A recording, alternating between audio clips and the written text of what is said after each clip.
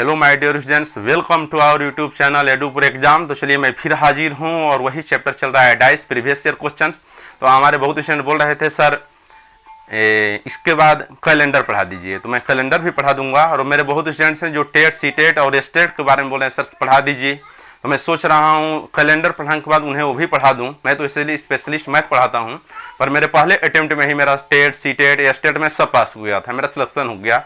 मैं जॉब में हूँ और मुझे समय नहीं, फिर भी टाइम मिलता है तो नाइट में वीडियो बनाता हूँ और आप सब लिए डाल देता हूँ।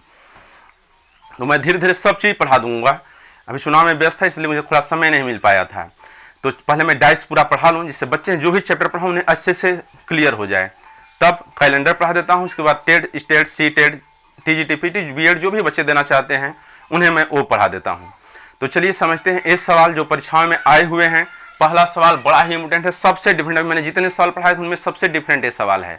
और दूसरा सवाल जो है ये इग्नू बीएड में आया हुआ है। तो पहला सवाल आप विशेष ध्यान से समझिए। हाँ, तो भाई ध्यान दीजिए। अब राजनीति फिर मत पढ़िए, नेताओं को फिर मत पढ़िए। इसी पर मैं शायरी सुना देता हूँ। सितारों ने सारा गगन बेच डाला, सितारों ने सारा गगन बेच डाला, बहारों ने सारा चमन बेच डाला, मोहब्बत है सोने के सिक्कों से जिनको मिला जब भी मौका वतन बेच डाला, वतन बेच डाला। तो चलिए चलते हैं सवाल पर। तो वतन बेच ही रहे हैं, अब आप ध्यान दीजिए इन सवालों पर, उन सब चीज़ों से दूर रहिए। तो चलिए यहाँ समझते हैं।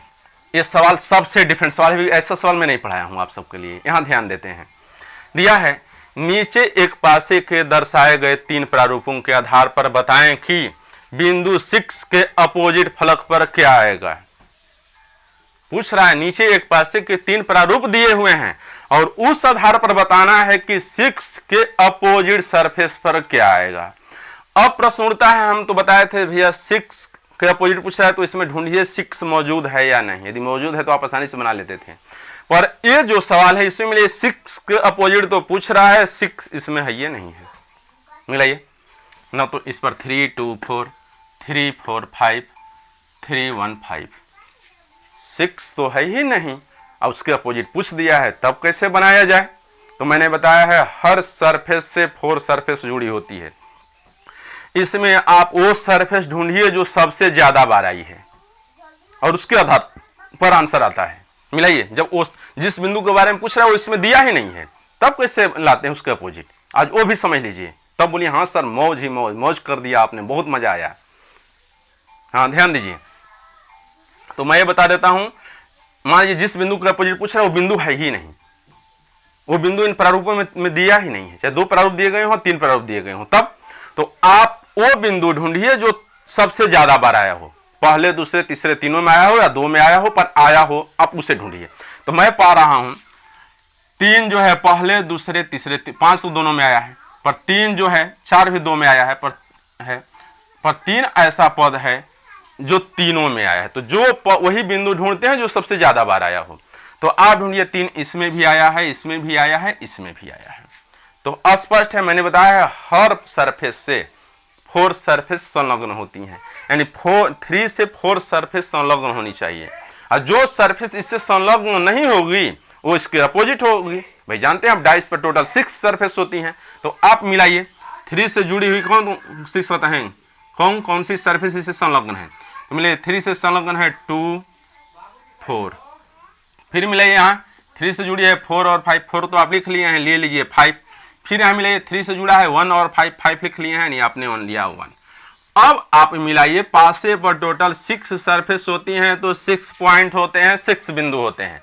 तो इनमें मिलाइए 1 है 2 है 3 है 4 है 5 है, 6 नहीं है, 6 साइलेंट है, यानी जो सतह नहीं जुड़ी है वही 3 के अपोजिट है। तो यानी 3 के अपोजिट हुआ 6 या 6 के अपोजिट हुआ 3, यानी 6 के अपोजिट फलक पर 3 आना चाहिए। ए हुआ आंसर, ए है मास्टर रूल। जब भी ऐसा सवाल है, ये डिफरेंट सवाल था, जितना सवाल आप पढ़े हैं 20 25 30 सवाल, सबसे डिफरेंट सवाल था। जिस बिंदु के बारे में पूछ रहा था वो बिंदु इस पर था ही नहीं। हर कंसेप्ट बता रहा हूं, क्लियर हो जाए डाइस में, तब आप बोलिए हाँ सर। अब ध्यान दीजिए, इसी पर एक सवाल जो इग्नू बीएड में आया है, अब तो कंफ्यूजन नहीं ना इसमें। हाँ, जब भी मान लीजिए जिस बिंदु के बारे में पूछे और वो बिंदु नहीं दिया गया हो इस पर, तो आप वो बिंदु ढूंढिए जो सबसे ज्यादा बार आया है और उस बिंदु के अपोजिट सरफेस लाइए, आप उसे संलग्न सतह लाइए, उसके अपोजिट लाइए, आंसर आ जाता है। अब चलते हैं इस सवाल पर। इग्नू बीएड में आया है पूछ रहा है पासे में अक्षर एल के विपरीत फलक पर कौन सा अक्षर आएगा। अब ध्यान दीजिए एक उन्हीं डाइस से उसके 3 प्रारूप दिए गए हैं। इसमें पूछ रहा है एल के विपरीत फलक पर कौन सा अक्षर आएगा। हम मिलाते हैं एल इन तीनों प्रारूपों में से किसी पर है या फिर गायब है, जैसा पहला सवाल था। यदि गायब है तो वही नियम, नहीं गायब है तो पहले नियम जो मैं बताया हूं वही नियम बनाइए आप। हाँ, अब मजा आ रहा है, बहुत बढ़िया, ध्यान दीजिए, आना चाहिए। अब ढूंढते हैं एल, तो हम पाते हैं एल इस पर है, इन 2 पर नहीं है। मौजूद तो है ना भाई, तो बनाइए तुरंत। अब मिलाइए एल से कौन सी सतहें जुड़ी हैं, पी और वाई जुड़ा। अब ढूंढते हैं पी वाई किस पर है, तो हम पाते हैं इस पर पी और वाई है, यानी मिले इसकी 2 सतहें इसकी 2 सतहें मिल रही हैं। तो मैंने बताया था यदि किसी पासे के 2 प्रारूपों पर 2 सरफेस इक्वल हो तो जो सरफेस इक्वल नहीं होती हैं वो एक दूसरे के विपरीत होती हैं, यानी एल के विपरीत ए हुआ। वो पी वाई तो सेम ना है, तो यही ना एल और ए ना डिफरेंट है जी, तो एल के विपरीत ए हुआ। यानी ऑप्शन में ढूंढिए, वो ऑप्शन से ऑप्शन ए सही, यानी एल के विपरीत ए होना चाहिए। ऐसे बनता है सवाल। चलिए चलते हैं नेक्स्ट सवाल। मैं हर बता रहा हूं सवाल, हर पैटर्न, कुछ भी नहीं छूटने वाला है, इसमें इतना मान लीजिए। चलिए ये सवाल समझते हैं माय डियर फ्रेंड्स। और यूपीएससी में सी सेट में वो सवाल है, मैं जितना सवाल पढ़ा हूँ ये उसमें अब तक का सबसे ज़बरदस्त सवाल है। हाँ, सबसे ज़बरदस्त सवाल है। तब बोलिए सर हर पेपर से लिया हूँ सवाल, सी सेट से, एसएससी से, एफसीआई से, बीएड से, एमपी पुलिस से, दिल्ली पुलिस से, हर पैटर्न से सवाल लिया हूँ और पढ़ा रहा हूँ। हर राज्यों से जो सवाल पूछ रहे हैं, सीजीएल से, सीएचएसएल से, तो ये जितना सवाल पढ़ा हूँ उसमें से मिला लीजिए सबसे बड़ा भी आया है और सबसे डिफरेंट सवाल है। मैं हर वो टाइप पढ़ा रहा हूँ जिससे परीक्षा आप आसानी से बना जाए। समझते हैं सवाल दिया है यूपीएससी में, आईएएस में, सी सेट में 2013 में आया था। दिया है एक घन के फलकों पर 1 2 3 4 5 और 6 के 6 अंक चिन्हित किए गए हैं।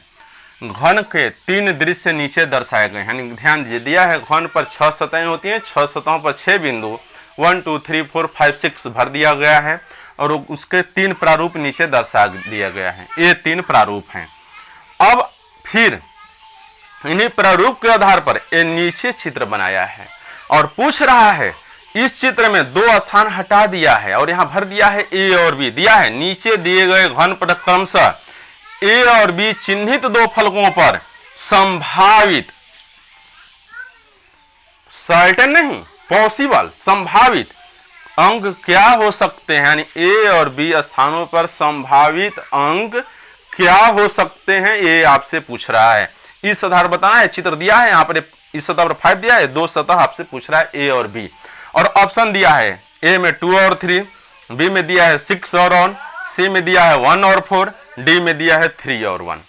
अब सोचिए ये सवाल, तो ध्यान दीजिए मैंने बताया है जब भी ऐसा सवाल आए तो मिलाइए, यहाँ 5 दिया है ना, तो हमें जान जाइए ये 2-3 मेथड से बनता है, मैं अपने मेथड से बता रहा हूँ। यहाँ 5 दिया है तो जो भी सतहें यहाँ दिखाई पड़ती हैं वो 5 से जुड़ी होती हैं, संलग्न होती हैं, उसके अपोजिट नहीं होती हैं। तो यहाँ वही नंबर होंगे जो 5 के अपोजिट नहीं होंगे, वही नंबर पॉसिबल होंगे जो 5 के अपोजिट नहीं होंगे। इतना ध्यान देना है। हमने बताया जो सतहें दिखाई पड़ती हैं आपस में संलग्न होती हैं, अपोजिट नहीं होती हैं। तो यहाँ पर वही नंबर होंगे जो 5 के अपोजिट नहीं होंगे, जो उससे संलग्न हो सकते हैं, अपोजिट नहीं होना चाहिए। इतना ध्यान देना है। तो हम यहाँ 5 दिया है तो हम ढूंढते हैं 5 के अपोजिट नंबर लाते हैं, कौन सा नंबर अपोजिट है। तो मिलाइए, यहाँ 5 इन दोनों में मिलाइए, 5 इसमें है और 5 के साथ जुड़ा है 6 और 3, मिलाइए इनमें और किन में जुड़ा हुआ है। तो आप चाहें तो इससे दोनों में से मिलाइए। 5 के साथ 6 भी जुड़ा है, 3 भी जुड़ा है, तो यहाँ 6 है, यहाँ 3 है, दोनों सेम नहीं है। तो आप चाहें तो ये 2 प्रारूप लीजिए, इसी से प्रसार लीजिए। मैंने बताया है जब 2 प्रारूपों में 1 सरफेस सेम हो तो सेम सरफेस से ही दक्षिणावर्त दिशा में प्रसार लेते हैं या वामावर्त दिशा में। तो आप ये दोनों प्रसार लेते हैं तब, या ये दोनों में प्रसार लेते हैं तब 5 के अपोजिट दिशा में जो भी सरफेस होती है वो निकल जाती है। जैसे मिलाइए, यहाँ मैंने ये दोनों, मान लीजिए मैं ये दोनों ले लेता हूँ, 5 के अपोजिट चाहिए हमें भाई, अपोजिट नंबर यहाँ नहीं होना चाहिए, अपोजिट नंबर निकल जाए तो आंसर आसान हो जाता है। तो आप मिलाइए यहाँ से इन 2 प्रारूपों में, दोनों में सेम सरफेस 3 है। तो पहले इससे हम लेते हैं क्लॉकवाइज डायरेक्शन में एक्सपेंशन। तो 3 बाद आता है 2, 2 बाद आता है 1, यहाँ से लेते हैं 3 बाद 6, 6 बाद 5। तो आप मिलाइए 5 के अपोजिट सरफेस पर 1 आ रहा है। भाई इसे क्लॉकवाइज चला रहे हैं तो इसे भी क्लॉकवाइज चलाना है। सेम सरफेस के नीचे सेम सरफेस ही लिखा जाता है। तो आप मिलाइए 1 के नीचे 5 यानी 5 के अपोजिट सरफेस पर 1 है। इतना तो सर्टेन हुआ, निश्चित हुआ। तो यहाँ वही मान ऑप्शन में सही होगा जिसमें यहाँ 1 नहीं होना चाहिए। भाई 5 के अपोजिट 1 है और ये जो सतहें दिखाई पड़ रही हैं वो संलग्न है, अपोजिट नहीं है 5 के। तो ऑप्शन वह ढूंढिए जिसमें 1 न हो। तो मैंने मिलाया यहाँ 1 है, इसमें 1 है, इसमें 1 है, यानी ये दोनों में से जिनमें 1 है वो तो यहाँ पॉसिबल ही नहीं है।